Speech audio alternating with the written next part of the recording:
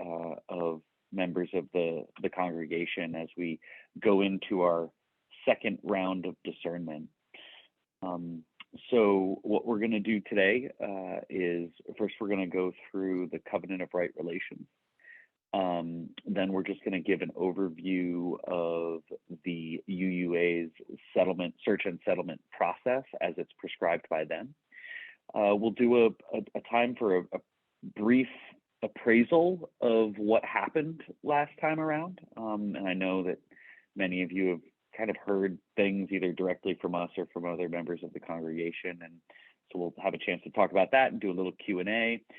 We're going to review briefly the results of the Congregational Survey and cottage meetings, which we did about a year ago, a little bit more than a year ago.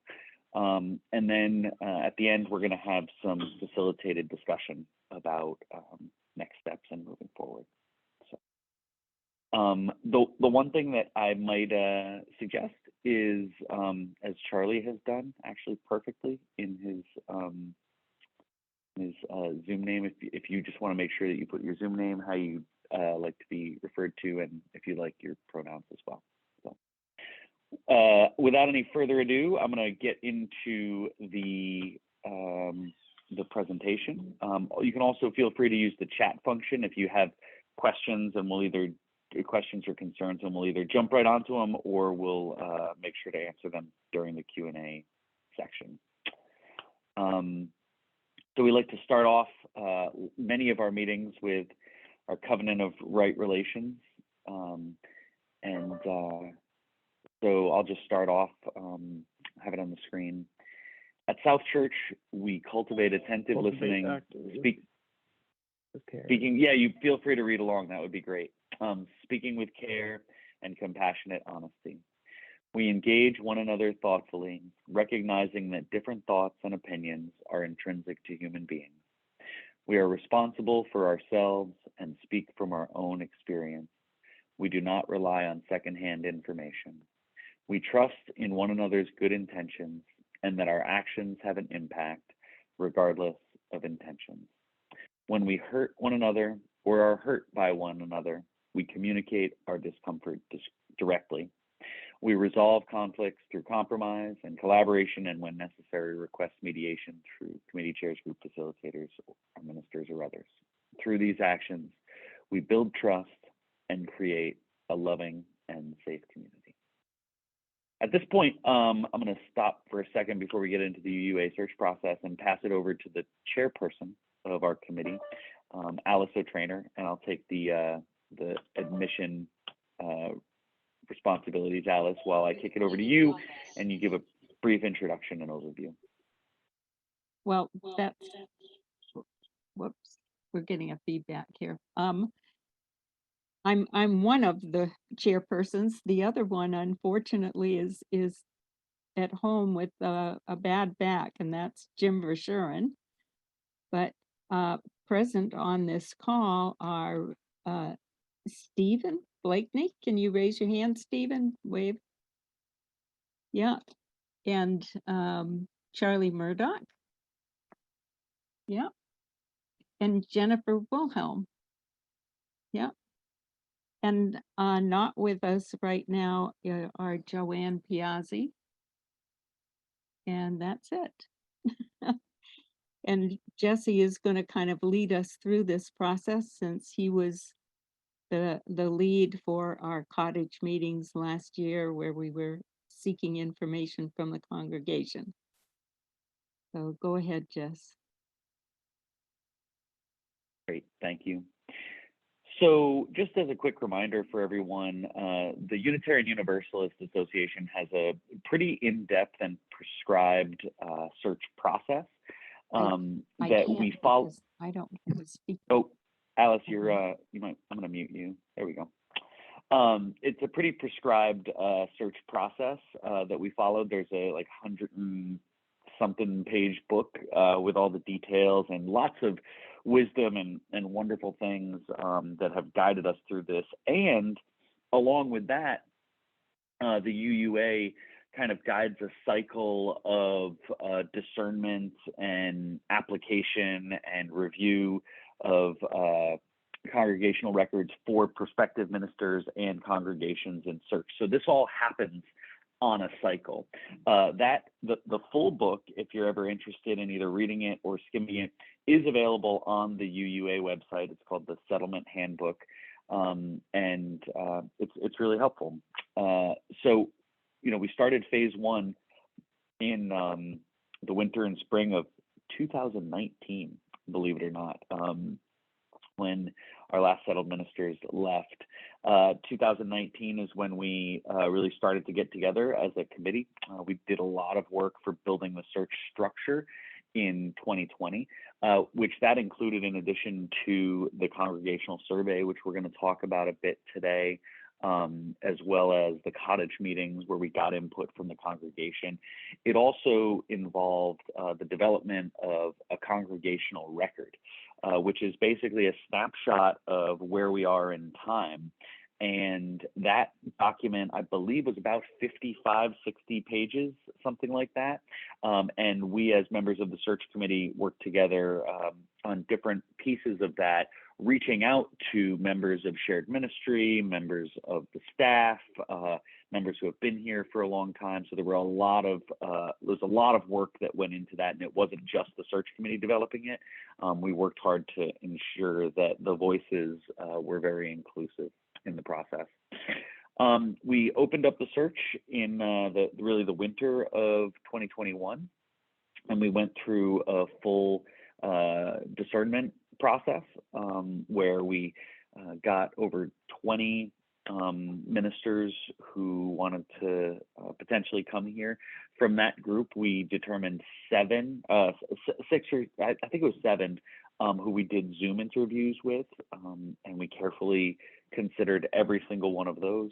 We ended up selecting 3 that we had candidate weekends with, pre-candidate weekends, where we spent all day. We spent Friday, Saturday, and Sunday spending time with each of those ministers. And ultimately, we did make an offer to one of the ministers who we thought was the best. That minister also said that they would come to South Church. However, they had a first choice that was, we were the second choice. So, and their first choice said yes as well. So that's just a very brief description of what happened in the spring. And we might have some more things to talk about in a second on that. But right where we are now is in this back to phase 4 for winter of 21-22, where we have updated and are completing the updating of the congregational record and the documents packet with a couple key updates, especially surrounding the state of our congregational governance, our institutional governance. And then we'll be going back into a discernment process and mutual selection in the winter and spring. So we'll get more applicants in January. We will review them, we will interview them, we will do candidating weekends again in March, and hopefully enter into a settled ministry in spring of 2022, with a minister arriving to start in August is the normal time on the cycle. So I think that's a pretty big overview, and obviously a quick one, because there's a lot more than that goes into it.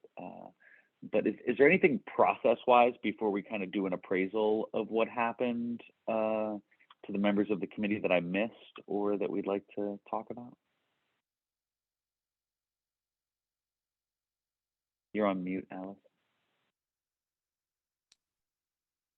The only thing to make clear is that every congregation, every UU congregation submits their congregational record at the same time. Prospective ministers get to read through them all and select which churches they would like to put in an application for. So it all happens on the same calendar everybody does this at the same time all across the country. clarification. Yeah. So I know many of you, and I'm going to turn it over to you, Alice, to start the conversation on this. But I know many of you are kind of wondering, why don't we have a minister? What actually happened? And we thought that this would be just a good time to speak about that a little bit more than what I said already, and to give people a chance to ask questions if they have them. So we'll probably leave about 10 minutes for this part, certainly, and discuss it more if we need to. Alice, can I pass it over to you? Sure.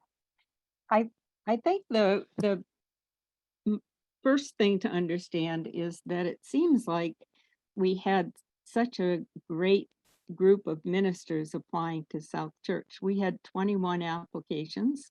It was one of the highest numbers of any church in search last year. However, over half of those folks were straight out of the seminary. And it was, we were really impressed with the quality of the folks coming straight out of the seminary. There's great hope for the future, but we didn't think a church our size could tap someone who had no experience whatever as a settled minister. So that took away half of our candidates. And then to be perfectly honest, there was one very large congregation in search last year, and we suspect that several of the really, including the one that we made the offer to, joined the search process because of the opportunity that church offered, although all of them also talked in pretty glowing terms about South Church. And I think the fact that both of us were in search in the same year drew some folks into the process. However, when the dust settled and we looked at our top 3 candidates, one we were clearly all ready to make an offer to, and that was the candidate who did choose this other church, that's 3.5 times our size. They were offering a substantially higher salary, and it was in an area of the Midwest where the cost of living was considerably lower. And so I'm guessing that if I were this minister, I would have chosen to go to that church as well. Our second choice minister we really liked, but again, that minister was not right out of the seminary, but had been working on a contract basis for a couple of different churches for a 1.5 to 2 years, and so still pretty green, and had not had any experience in church governance. And we just thought that with the COVID issues, the legal issues of reopening, all of the things we were dealing with in church governance, that it would not be fair to this minister or to us to tap someone like that. And the third one we just came away with some questions about. So we decided that we shouldn't have those kinds of questions. And so we opted to pass last year and go through the process again. Does anyone else on the committee want to add anything, or does anyone have any questions?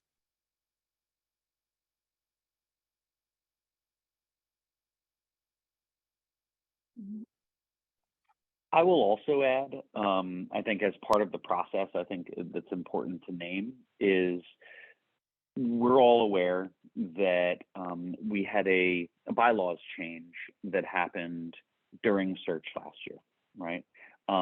To put us towards something that we're calling collaborative governance, really is a form of shared leadership. And it was something that was evolving as we were going through the search process.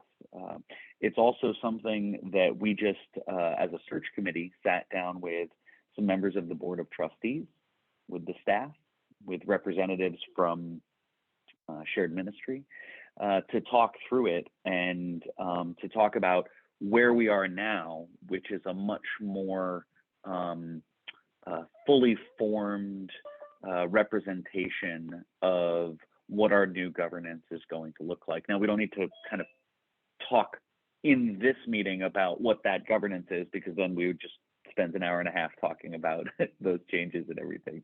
But suffice it to say, the challenges presented by our change in governance and bylaws last year, we have worked hard as a committee with our, corresponding members of staff and the Board of Trustees to really be in a much better place this year going forward. And we feel that it will be a benefit to us as a search committee in finding the right minister for South Church this next time around.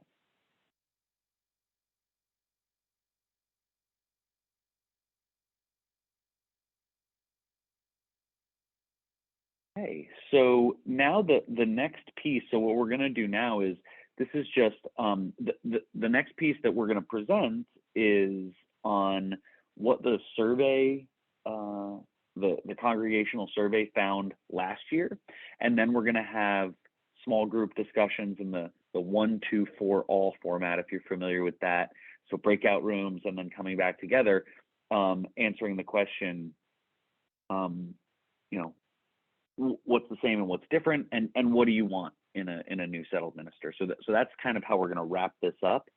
But the next section for right now is for any questions or thoughts or comments, honestly, over the next 15 to 20 minutes about the process, the UUA process, questions you have for us, or comments or anything like that before we kind of look at the next round where we have a chance to talk about who's the right minister for South Church. But is there anything about the past or the process that anybody would like to say or share for us? Because we're here to listen to you, the congregation. Cindy? Hello. Hi. Thank you so much for organizing this, and thank you for your continued work in the search for a settled minister for our church. I really appreciate this. I'm wondering if you could speak to the stumbling blocks that you came upon in the last search. I know cost of living would be one, but Portsmouth is, and South Church in many ways is a fabulous opportunity. And I guess I'm wondering specifically if our change in collaborative leadership was something that you heard from potential ministers, a problem, a stumbling block. And I'm also curious, just if someone could answer, would Reverend Susan be able to be a candidate in this go round? So those are my 2 questions. Thank you. Great, thank you, Cindy. Alice, you want to take first crack at? The second one is an easy answer, and the answer is no.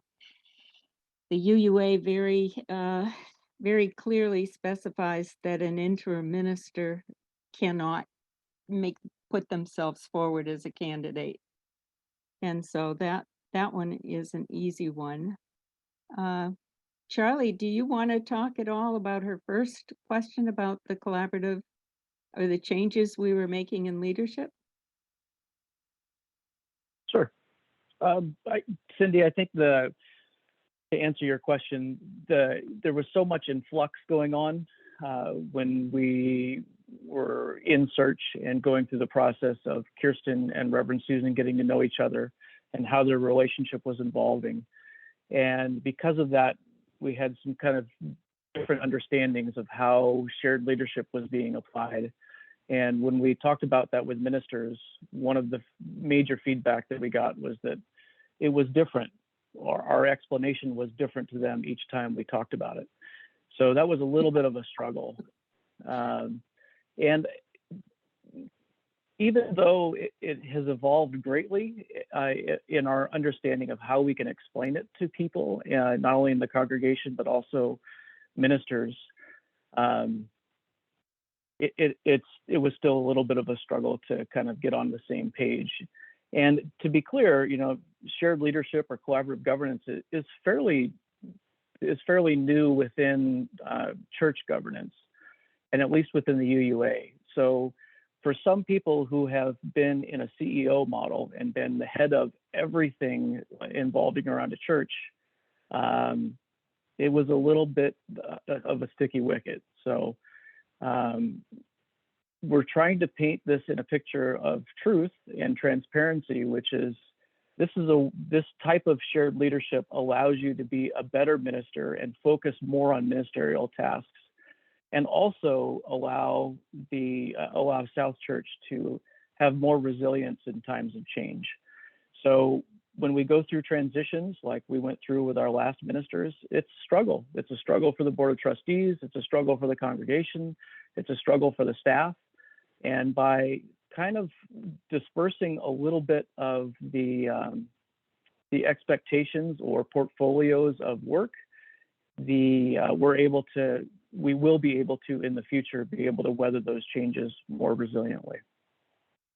Yeah, I appreciate that, Charlie. And I might add just a couple quick facts. The person who was our first choice that we said yes to, when we spoke with them about, kind of moving away from the CEO model to a more shared governance piece, they said, well, that makes sense because the CEO model is not really conducive to Unitarian Universalist theology, right? It's not, doesn't fit, the hierarchical model doesn't fit with what we're trying to do and be in the world, right? And that person went to a called ministry, a settled ministry that had shared governance as well. So specifically, it was not a stumbling block to finding a match with that person. I'll also say very briefly, one of the things we've all learned, I think, about South Church through this 4 years of transition is that we have an amazing congregation filled with so many spectacular leaders within our community. And if we were to call someone who thought that they were going to come in and be the CEO and run things, it's not going to be a good fit. So I think we truly believe someone who is open to this type of shared leadership is going to be the best fit for South Church. And if it's a stumbling block, they're probably not the right person. And there are people out there, great people out there, who are going to want to be in this model. And I'd like to add one more thing, and that's that I think it was as much an attraction as it was a distraction. I think that there were certainly as many ministers who were really interested in what we were doing. What was disquieting, I think, was what Charlie was explaining, is that we were in such flux and things were changing from one interaction with them to the next as we moved along, including things as large as passing bylaws, changes in the bylaws in the middle of this after having posted them in our packet early on. So I think we're in a much better shape right now, Cindy, and anyone else who's concerned about that. I think we're in a much better position to explain clearly, and we have asked that there's one more big piece that needs to be done, and that's how do we handle evaluations? And we are very hopeful that that is going to be in place before we get to any of the interview process pieces Right. of this cycle. I'd like to ask and answer another one of I think the biggest questions. It's about money, and it does say in the Settlement Handbook that I noticed when I first read it that one of the biggest considerations for any minister in choosing a settlement, a call, is compensation. And we don't often like to talk about money, as a couple weeks ago, the ABC worship with the buttons reminded us we're not good at talking about buttons or money. But especially when we're thinking about ministry. So a couple things. One, we as a search committee have proposed to the Board of Trustees, and it's still being figured out, but it's and Stephen can speak to this more, that we need to offer a higher salary, and we believe we will be offering a higher salary than we did last time around. And we got some wonderful feedback from the ministers in ways that other congregations had handled the presentation of compensation to ministers that we feel is going to be a lot more, that's going to help us structure our offer in a way that makes a lot more sense. So we learned something, and we believe that we'll be in a better position. Stephen, do you want to give an update on where the compensation piece is at? Sure.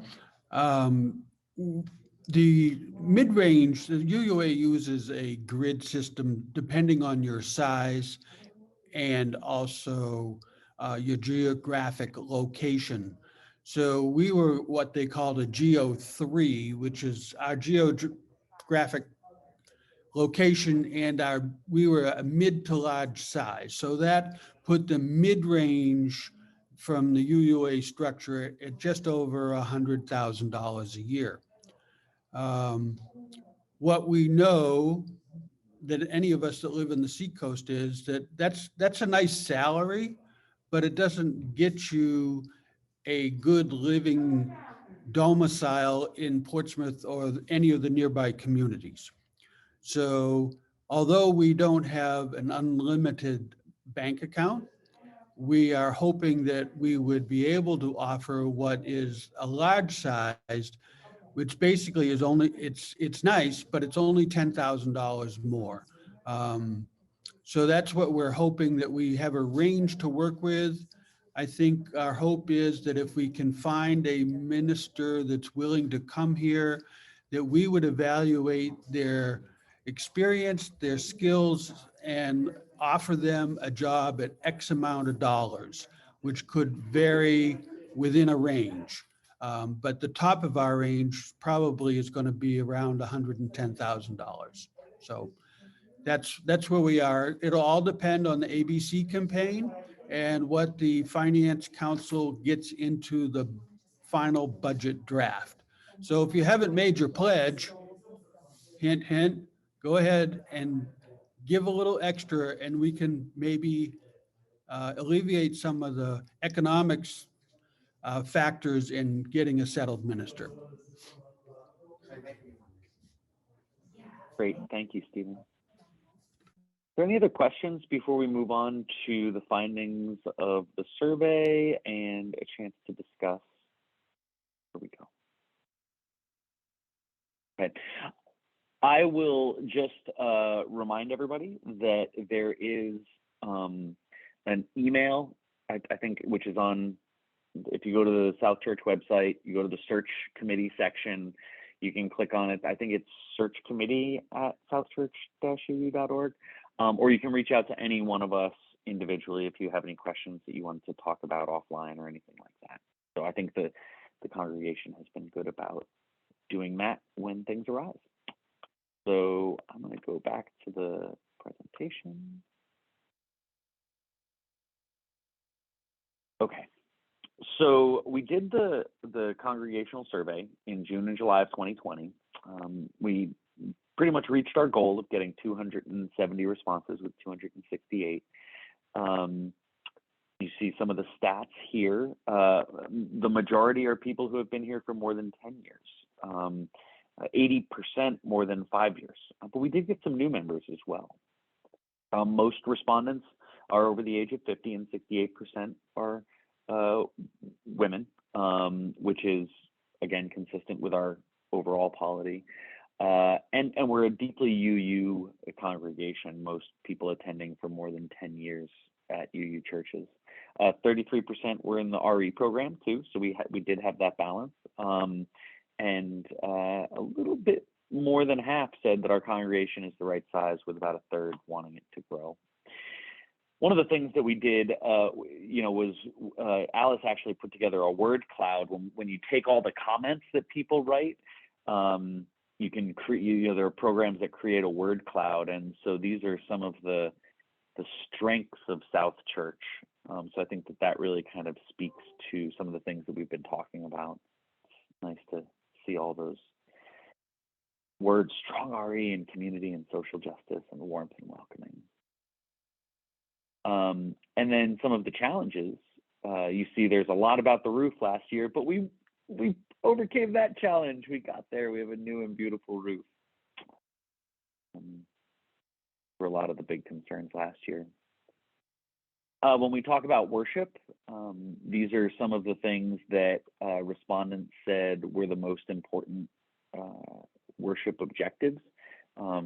Creating a sense of belonging and community, personal reflection and understanding. Music is obviously a huge important thing. Uplifting experience, intellectual stimulation, social justice, social action, and UU principles. So these were the things that were most important for worship.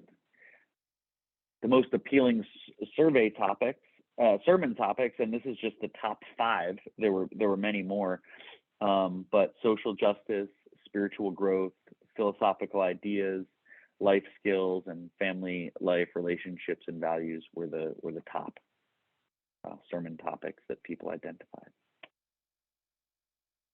In terms of leadership focus for the new minister, this was one that was very clear what people said they wanted, which was that they wanted our next minister to be a spiritual leader for our congregation and in the community, followed by an intellectual leader, facilitator, administrator, and social activist. But it was interesting that so many people had said that they wanted social justice as a topic in sermons, but they really wanted more of a spiritual leader in the work of the minister outside the pulpit, right?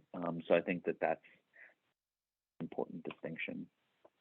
Just a couple other notes and findings. The staff was really well praised in the survey. We do want a minister who has professional competence, empathy, and strong moral character. We have a broad range of theological viewpoints here, and the sermon is the most important part of worship.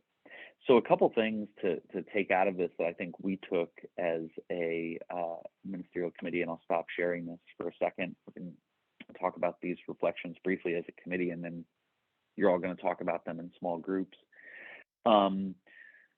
We really felt coming out of the survey and the cottage meetings that we needed somebody with strong experience. We needed somebody who was strong in the pulpit. That's what we heard from the congregation. We needed somebody who was a good preacher, spiritual leader, who would support our social activist efforts, but not be primarily a social activist themselves.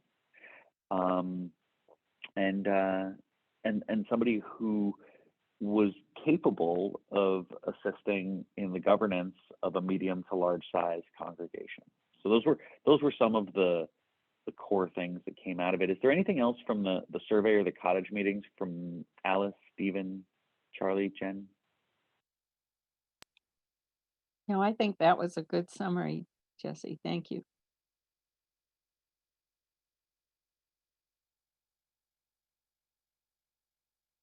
Okay, so what I'm gonna do is, let me see, how many people do we have? 17 people here. So what we were gonna do is the 1, 2, 4 all format, giving people a chance to get into small groups. What I think we're gonna do is I'm gonna give you a couple questions. These are the questions for the discussion. First is, what is the same about South Church now, and what is different from June or July of 2020, right? This is part of the reason that we're doing this, right, is because we weren't going to redo the whole survey and all the cottage meetings and all that stuff. It would just be too much work. And I don't think we were, quite frankly, capable of it. Nor is it really necessary, because we're still the same congregation in many respects, the same people. But we thought that this was a good chance to hear the voices of folks, to see, what's the same and what's different from a year ago. And then just maybe answering that brief question, what do you hope that we find in our next settled minister? So what I'm going to do is, Alice, do you think we should just jump right to groups of 4, or do you want to do groups of 2?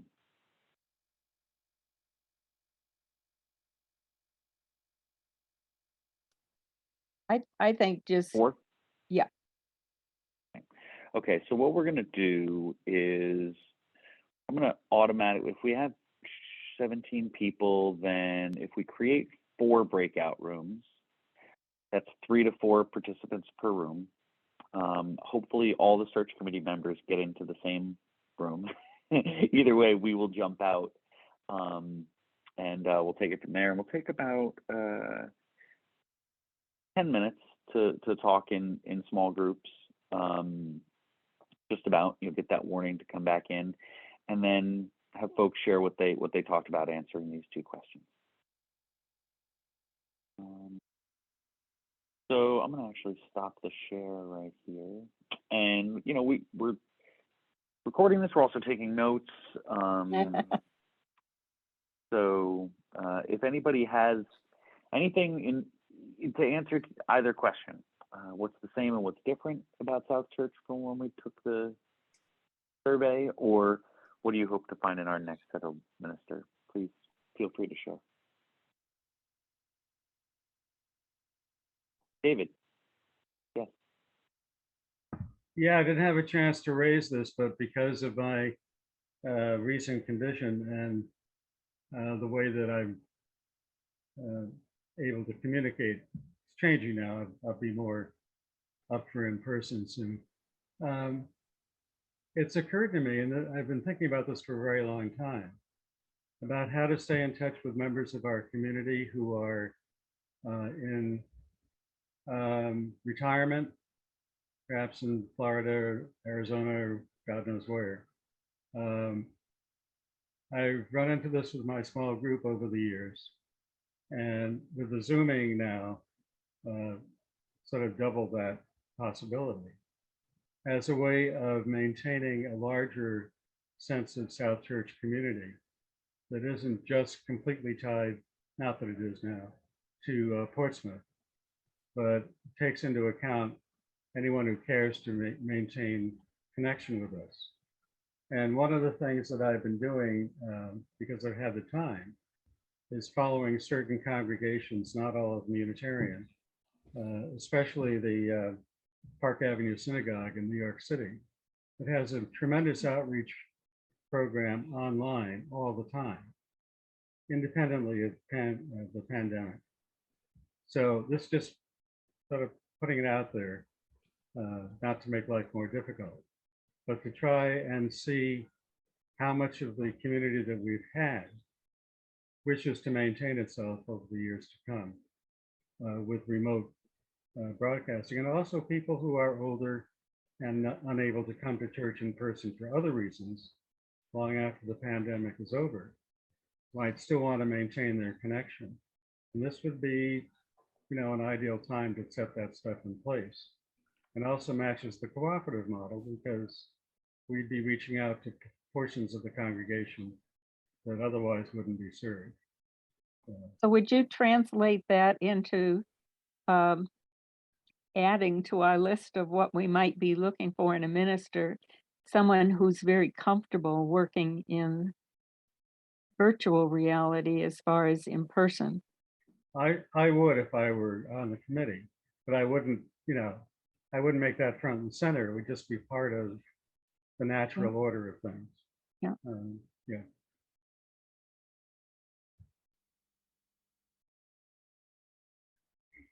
Our group did talk about how important the technology, how we've improved, that's something that's different and that we're better at that, as well as all kinds of different, whether it's shared ministry, lay ministry, shared governance, and collaborative shared leadership as all being positives. And we didn't get to the second question. I'm going to briefly just say something about things that were different, but things that I hope are maybe temporary, because the change in music director and music is greatly different than last year, but hopefully will be temporary. The roof you already had mentioned, and the fact that we were able to raise the money for that is a done deal. And I think those are two things that, hopefully are not, I don't know what stage we'll be in the music pieces when you all have to make, the thing, but hopefully some progress. And something because we didn't get to the second question, one of the things, and I don't really know what it's called. I mean, in some ways it's like understanding or facilitating volunteers, which might be thought of as administrative.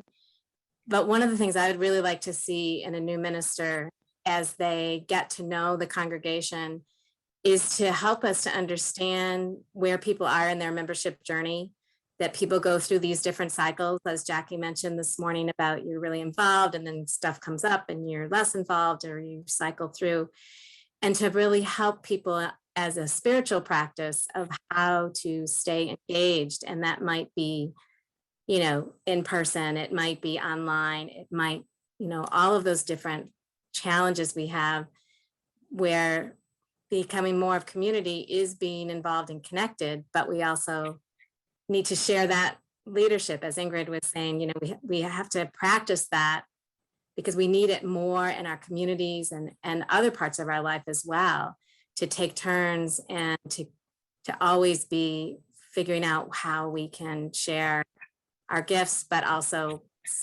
appropriate at a time. So I'd like to see that as part of the spiritual leader piece that this minister is looking at, not just as a database of volunteer, who's a lawyer, who's a this or who's a that, or, who's got experience with kids. That's important, but really to look at it as part of our spiritual journey.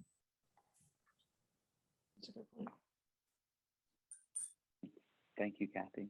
And thank you. Any other thoughts that you discussed or were left unspoken in the small group?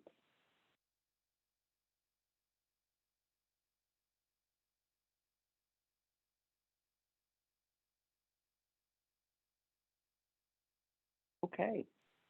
So I'd just like to Well- pose one last question. Just throwing it out there for each of you, if we could go around our Hollywood square here. How do you define really good preaching? What do you want to hear on Sunday morning? Ingrid, can we start with you?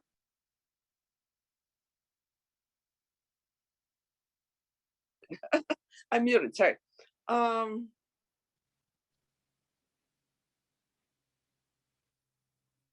So I guess I'm looking for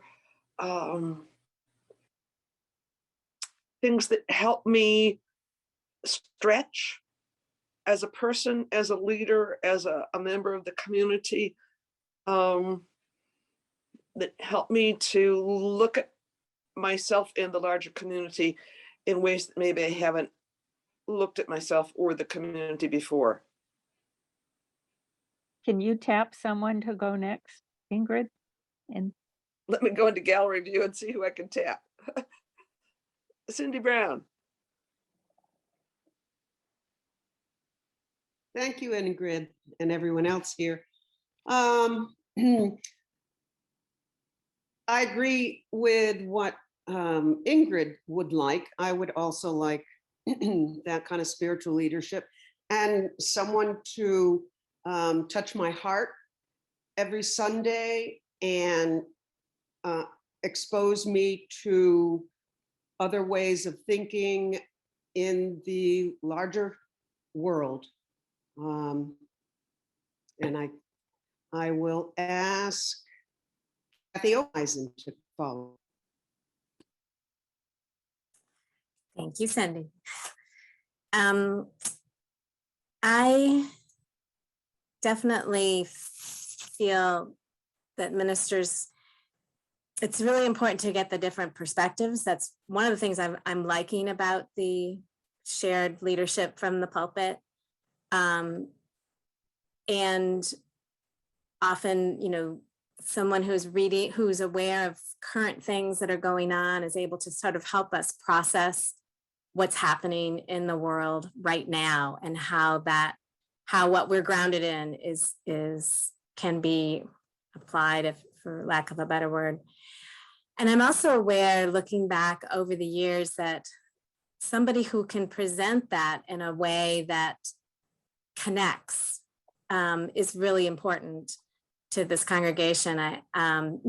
We've had many ministers who've had wonderful sermons, but some of them didn't connect as well with us. And I think there was some loss there. For me personally, that doesn't usually get in the way. But I think, just to be fair, I do think that that presentation piece can be important. That's not to say if we had a minister who presented differently than we might be accustomed to, that wouldn't be a growing place for us. I just hold it up as a thing that I think is part of what we are as a group. Kathy, can you ask someone? I will ask Donna. Thank you. These are all such great answers, and I agree with all of these, all of this input.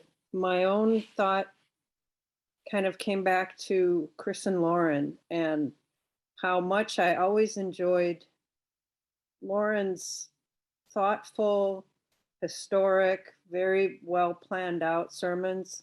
And I also enjoy Chris's enthusiastic and sometimes improvise somewhat approaches to his sermons. And I often felt like it would be great if we could just meld the two styles, because I do like the thoughtfulness and the grounding, and to learn something historically maybe, but then to feel that passion too. So, because I also initially came to South Church looking for, that weekly inspiration, something to, think about and really move you off your normal thought process. So I hope we could find that coming up. Mm-hmm. And now I will tap. Can we tap a search committee member? Well, we really want to hear from you. Okay, because we want to hear from you. No. It's the showdown. No, I will tap Anne.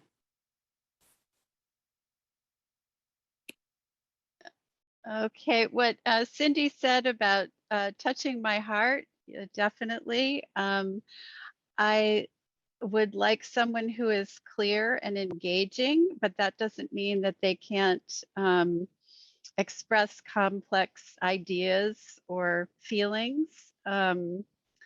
Someone who has a strong and broad knowledge base of tradition and literature. I love when poetry is brought to a sermon and those things are interpreted for our current situation. And I think I already said, it's spiritually inspiring. And I will tap Dave. Yeah, I certainly second what Ann just said. And also someone with depth of experience, both personal and intellectual, that they bring each Sunday. I was once again impressed with Reverend Susan's command of the meaning of the experiences that she's gone through, and also her open-hearted ability to share stuff that a lot of people wouldn't even touch with a barge pole. So somebody like that, who is genuine and doesn't talk about being genuine, but demonstrates it week after week, would be top of my list. And let's see, We get to end with a 2-for-1. Yeah. Well, yeah, Linda and Bill. You all have said so many wonderful things. Finding a person that has all of these qualities will be fun to do. Yes. I guess as you most agreeing with so much of what you've said, but also the idea that something that I'm affected by at the time of the Sunday service, but that I can carry away with me during the week and continue to think about. And that's also, so it carries forward with me. That's meaningful. But yes, having the depth of all of what everybody said. And that I would add one thing. I think to some degree it's been addressed, but I really appreciate it when the minister really cares about what they're talking about, and it's obvious that they really care about it. Great, thank you. So I'll say, partly by way of answering Donna's question about can you tap a search committee member, I think we all often get asked as members, what do you want in a minister? And I think we've really come to a place where our own, what we want is we want the minister that's best for South Church. And we've spent so many years now at this point in discernment of what that is. And so I think we would probably just say, yeah, what all you said. And it's just helpful to hear those words, because then they're in our hearts and our minds as we go out to talk to these ministers. And one advantage, one advantage that we have during this time of COVID is that each of us has listened to at least a half a dozen sermons from each of the 7 that, we listened to sermons from all of the candidates, but certainly the 7 we interviewed on Zoom, and then lots of services from the 3 that we invited for the pre-candidating weekends. So it's good to have your words in mind as we're listening to all of this from them. Yeah, go ahead. One thing that I will say is I learned from last time around is that I might as well cancel my Netflix subscription for the month of January because I will be binging sermons. So thank you so much for your participation. Again, we're open to you. We're here and we're going through it again, and we're going to find a great settled minister. Yep. Thank you. Thank you. Be well. Thank you. Thank you, everyone. Thank you. Now. Thanks for all your time and work. Yeah. Thank you.